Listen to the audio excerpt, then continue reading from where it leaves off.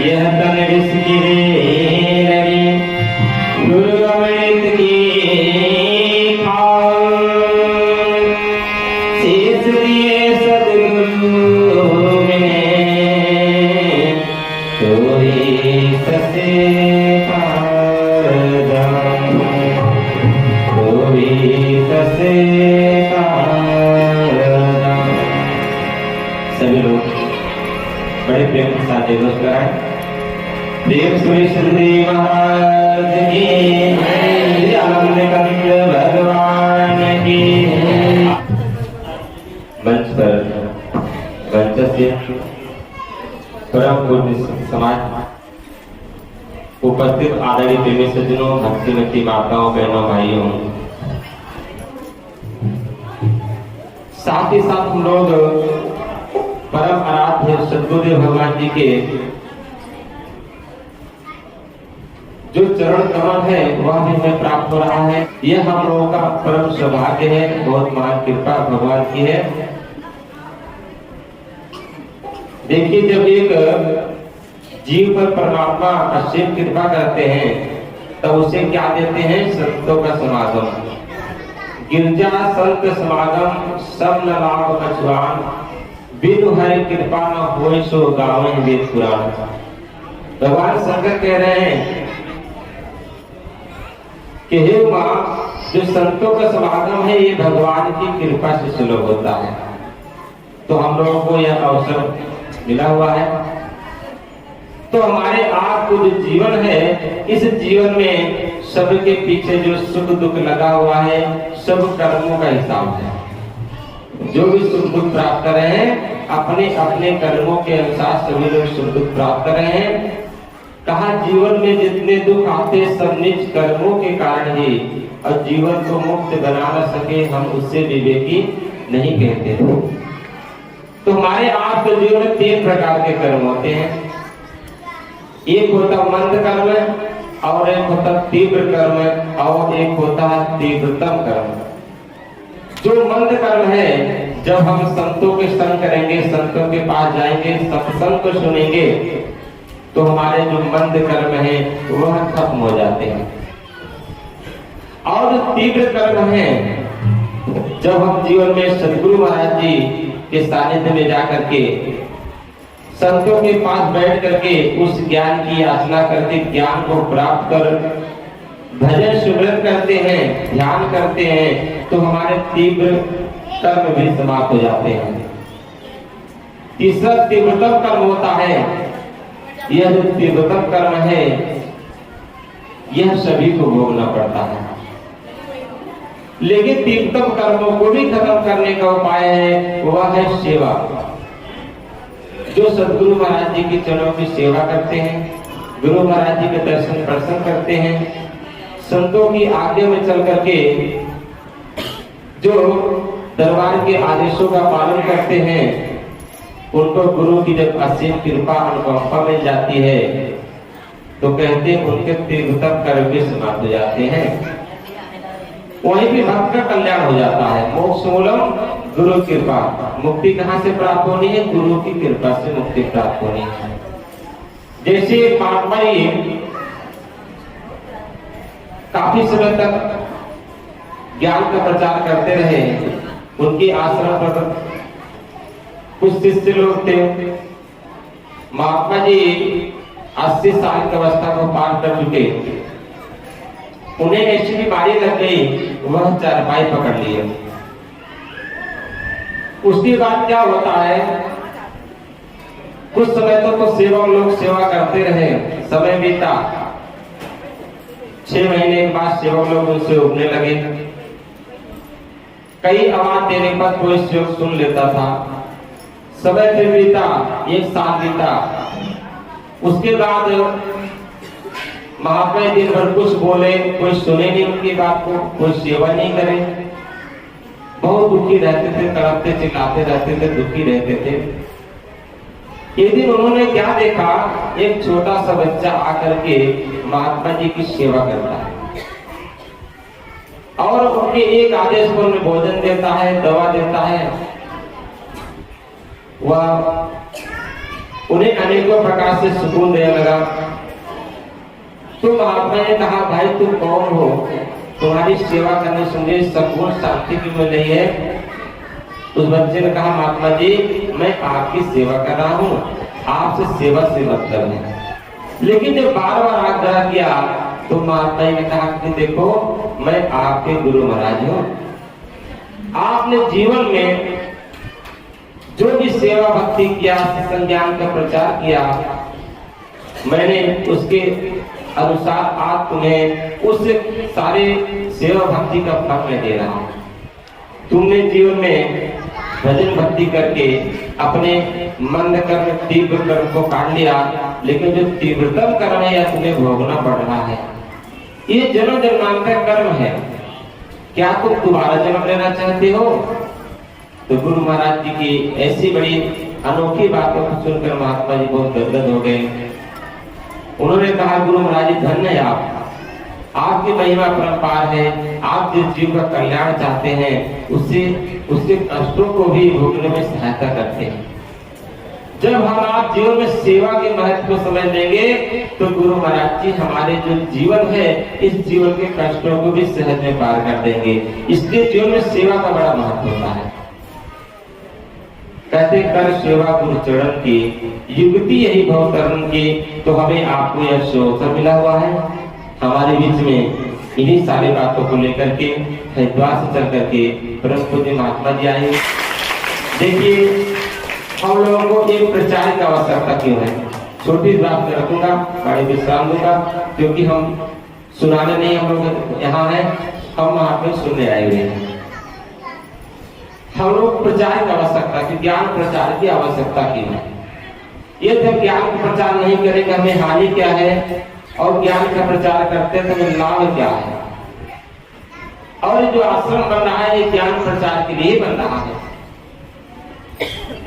हमारे संतों ने समझाया है, जनक विदेही नानका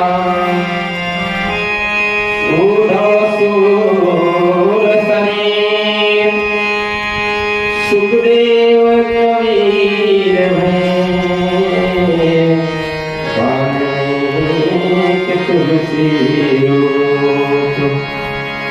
क्या कहते हैं?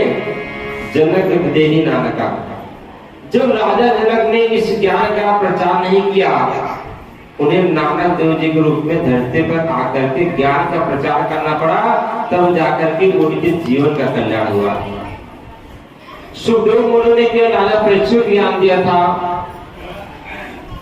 उन्हें भी कबीर दास के रूप में धरती पर आकर ज्ञान का प्रचार करना पड़ा, तब उनका भी कल्याण जाके हुआ। वाल्मीकि जी ने भी ज्ञान का प्रचार नहीं किया, उन्हें भी तुलसीदास के रूप में धरती का ज्ञान प्रचार करना पड़ा, तब जाकर उनका भी कल्याण हुआ। जो उद्धव जी थे उन्होंने भी ज्ञान का प्रचार नहीं किया था, उन्हें भी सूरदास के रूप में धरती पे आकर ज्ञान का प्रचार करना पड़ा, तब जाके उनका कल्याण हुआ। तो भाइयों माता बहनों, जब ऐसे महापुरुष जो बहुत सिद्ध पुरुष थे, जिनके आगे 88,000 ऋषि मुनि हाथ जोड़े खड़े हुए थे, ऐसे ऐसे महापुरुषों को भी जन्म लेना पड़ रहा ज्ञान के प्रचार के लिए। हम आपकी स्थिति बोली है तो हम सबको ज्ञान का प्रचार करना पड़ेगा। हम प्रचार नहीं कर पाते, प्रचार में सहयोग करें। ये आश्रम बन रहा है, ये ज्ञान प्रचार के लिए बन रहा है, इसमें सहयोग करना भी यह आपका ज्ञान प्रचार करना होगा। तो हम लोग जब तक ज्ञान का प्रचार नहीं करेंगे, हमारा सबका जन्म मरण का रोग लगा रहेगा। इसलिए आइए एक छोटा सा भजन, तो उसके बाद परम पूज्य महात्मा के सुविचार होंगे। भगवान की लहर लहर लहराई हो,